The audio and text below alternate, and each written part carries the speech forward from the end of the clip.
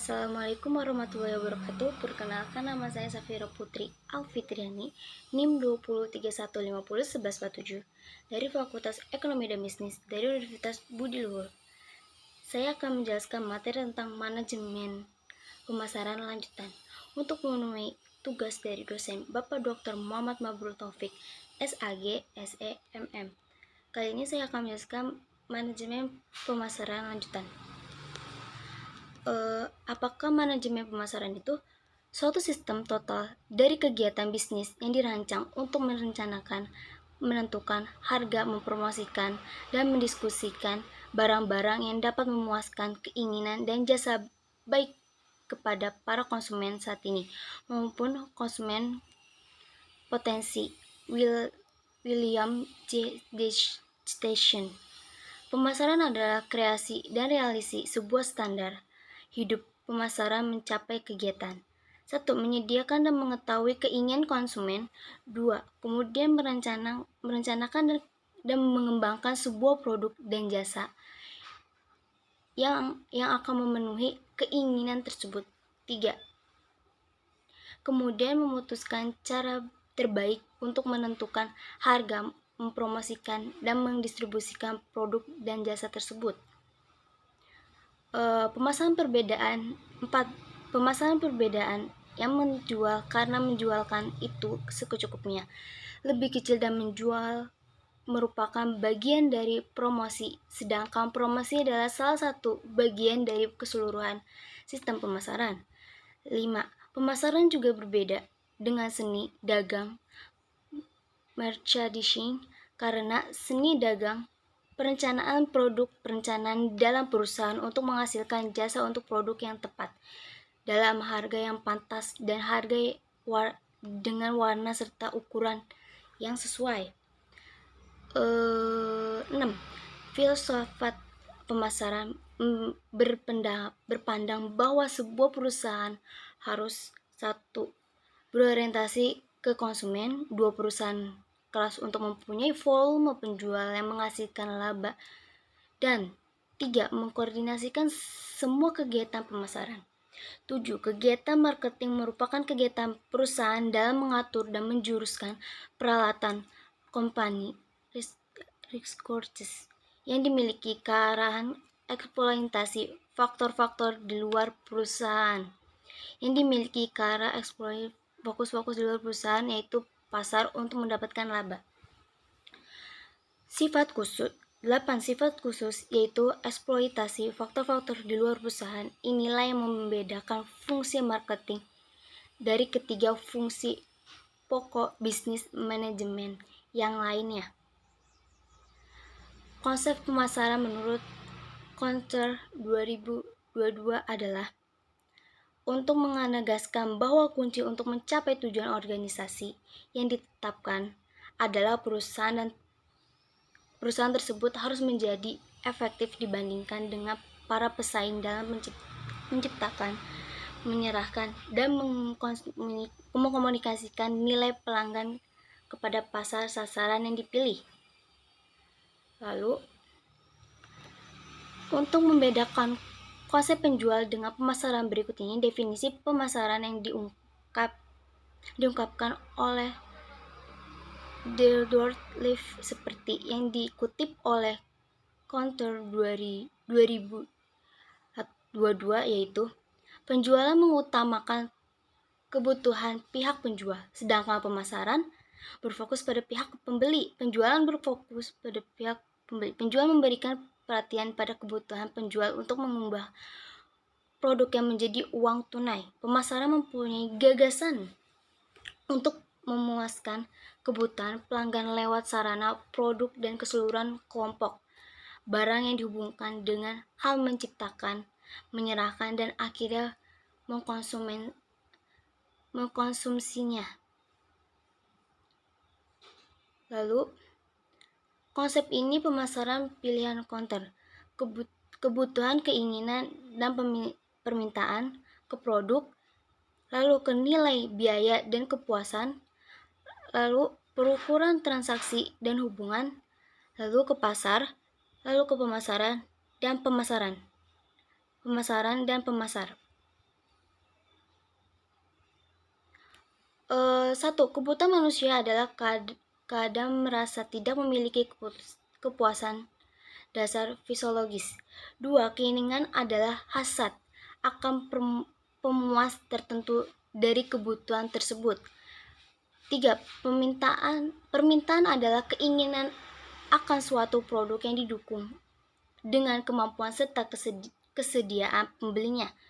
Empat, produk adalah suatu yang dapat ditawarkan untuk memenuhi kebutuhan atau keinginan. 5. Pertukaran adalah cara mendapatkan suatu produk yang diinginkan dengan menawarkan sesuatu sebagai gantinya. Pengertian pasar. Secara ringkas, pengertian pasar meliputi 3 komponen. 1. Sekelompok orang atau lembaga mempunyai kebutuhan atau keinginan untuk dipenuhi. 2. Mempunyai kemampuan untuk membeli atau berdaya beli. 3. Keinginan atau bersedia melakukan pertukaran untuk memenuhi kebutuhan dan keinginannya. Manajemen pemasaran dapat memandang pasar sebagai suatu keseluruhan, pasar total, atau sebagai suatu pasar yang terdiri dari berbagai bagian pasang pasar. Lalu, proses manajemen pemasaran Philip Kotler 1994 menganalisis pemasaran, lalu meneliti dan memilih pasar sasaran, lalu merancang strategis pemasaran, lalu merencanakan program pemasaran, lalu mengorganisir, melaksanakan dan mengawasi usaha pemasaran.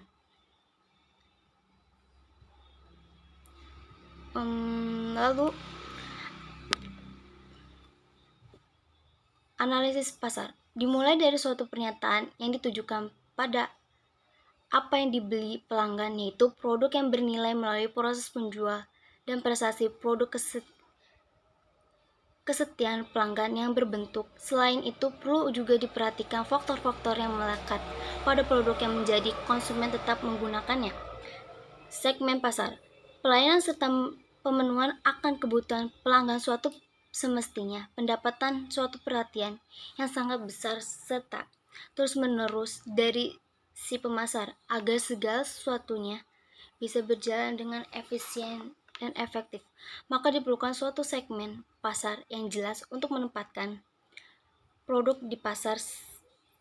Segmentasi yang dimaksud di sini adalah mengelompokkan pelanggan berdasarkan hal-hal yang melekat pada diri pelanggan, contohnya faktor gaya hidup, 2. Status sosial, 3. Tingkat pendidikan, 4. dan lain sebagainya. Penempatan pasar. Untuk menempatkan produk di pasar serta mampu diserap oleh konsumen, pemasaran harus jeli dalam melihat hal-hal diinginkan oleh pelanggan suatu dengan perspektif serta harapan-harapannya. Hal ini berguna sekali agar pelanggan mampu mengenai produk yang dipasarkan dengan jelas melalui analisis lingkungan yang digunakan untuk serta melakukan penelitian pasar sehingga mampu menyimpulkan perbandingan antara kelemahan antar kekuatan internal perusahaan di tiap segmen serta melihat kesempatan dan ancaman dari luar perusahaan, eksternal perusahaan. Bauran pemasaran merupakan suatu gabungan dari beberapa unsur kombinasi yang saling berkaitan yang memungkinkan kita mendapatkan pelanggan yang sesuai dengan target. Maksud dari penyusunan bauran pemasaran adalah penerapan serta strategis untuk menempatkan produknya sedekat mungkin dengan yang diinginkan pesat di tingkat pasaran sasaran. Komponen pelanggan atau konsumen puas atau tidak berharap prestasi suatu produk sangat tergantung pada prioritas harapan serta pengobatan terhadap unsur-unsur yang tuntutan serta dianggap pentingnya bagi konsumen.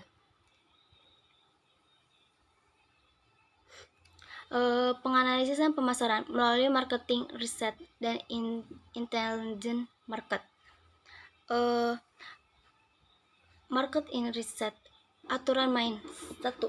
Bentuk kelompok dengan anggota maksimal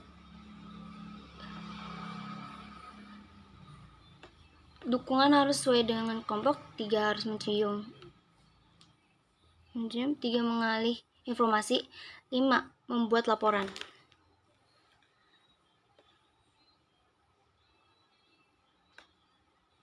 Lalu marketing riset. Kegiatan penelitian tentang pemasaran yang dilakukan secara sistematis dan bertujuan untuk memecahkan masalah yang terkait dengan pemasaran.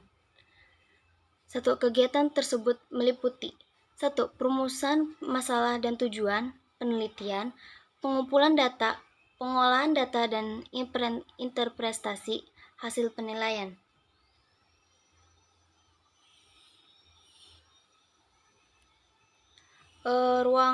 Ruang lingkup market research. Konsumen, pemasaran, produk, harga, promosi, distribusi, lingkungan, soskepobut, teknologi, persaingan, peraturan. Penelitian tentang surat kabar. Tujuan: meningkatkan pasang pasar, the fruit is share Java fair pemasaran, desain, isi redaction, jumlah halaman, mutu, retur, ukuran, dan kemasan, reliability, dan kecepatan, harga potongan, page psychology, jangka waktu, pembayaran, promosi, jenis media, figur, wiraniaga, teknologi, seluruh cakupan, jenis, lokasi, transportasi, penyimpanan. Lingkungan, tingkat persaingan, kondisi sosial ekonomi, pola pengeluaran. Konsumen, budaya, sosial, kepribadian, kejiwaan, ideologi, pendapatan, kebutuhan, pendidikan. Proses marketing riset. 1. Definisi masalah. 2. Penyusun kerangka teori dan pengembangan pendekatan untuk merancang masalah. 3. Desain riset. 4. Pengumpulan data. 5. Analisis data. 6. Penyusutan laporan.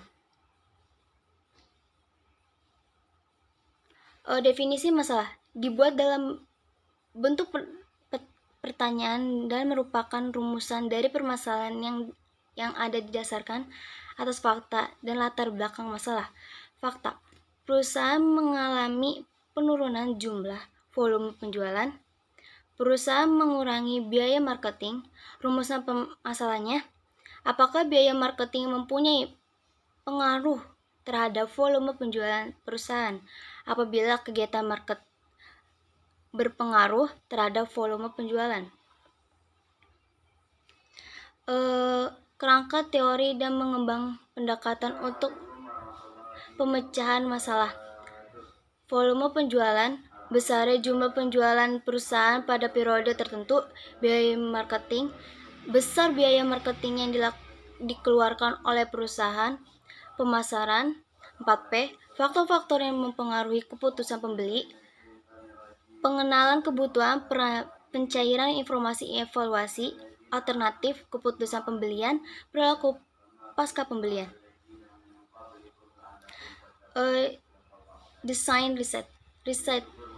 Riset eksplorasi.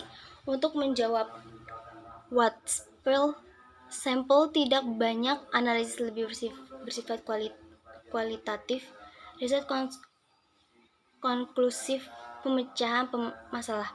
Riset deskriptif, riset kausal, pendekatan riset, observasi, terfokus, survei, eksperimen. Pengumpulan data, sumber data, sekunder, primer, instrumen riset, kuesioner, instrumen, mekanis, unit pengambilan sampel, ukuran, sampel produk, pengembalian sampel, metode kontak, telepon, surat, penyurat, wawancara langsung. Lalu analisis data, merumuskan hipotesis, menetapkan model uji statistik yang digunakan, menetapkan besarnya signifikansi daerah penolakan, melakukan perhitungan uji statistik, interpretasi hasil analisis data, menetapkan keputusan dan kesimpulan. Penyusunan laporan, pendahuluan, 1 latar belakang masalah, 2 rumusan masalah, 3 tujuan penelitian, 2 kerangka konsep dan hipotensi, 3 metode penelitian, 4 analisis dan implementasi dasar, 5 simpulan dan sarana. Meneliti dan pemilihan pasar sasaran melalui segmentasi, targeting, dan positioning.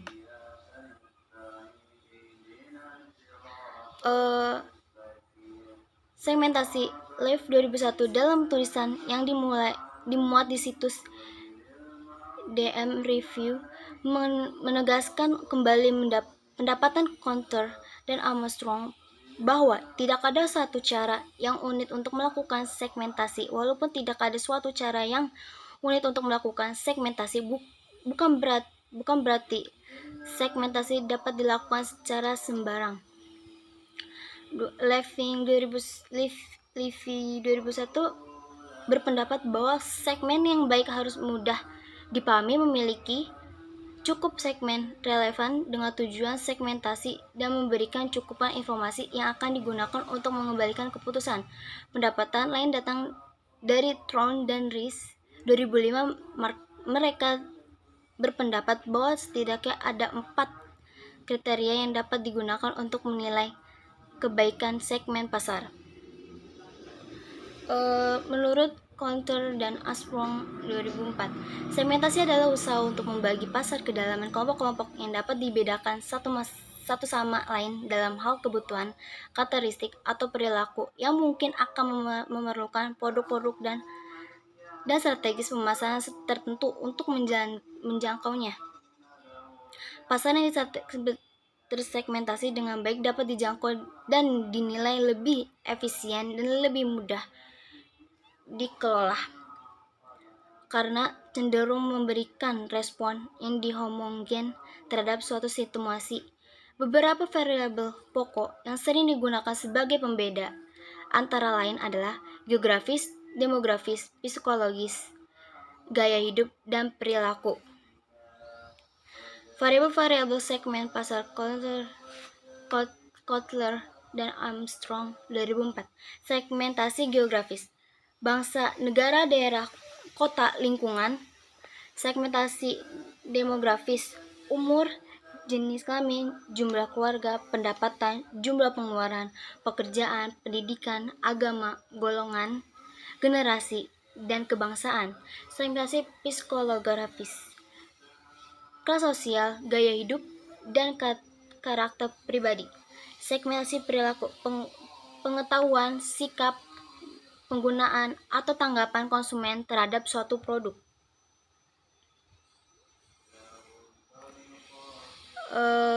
Gaya hidup adalah pola seseorang dalam mengelola waktu dan uangnya. Gaya hidup mempengaruhi perilaku seseorang yang pada akhirnya menentukan pola konsumen seseorang.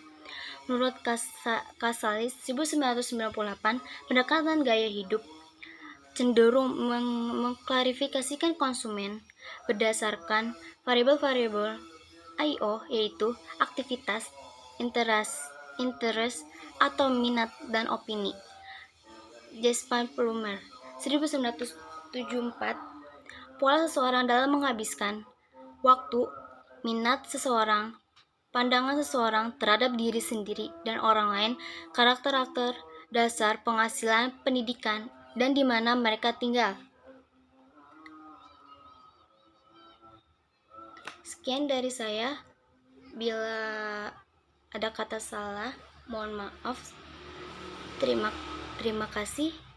Wassalamualaikum warahmatullahi wabarakatuh.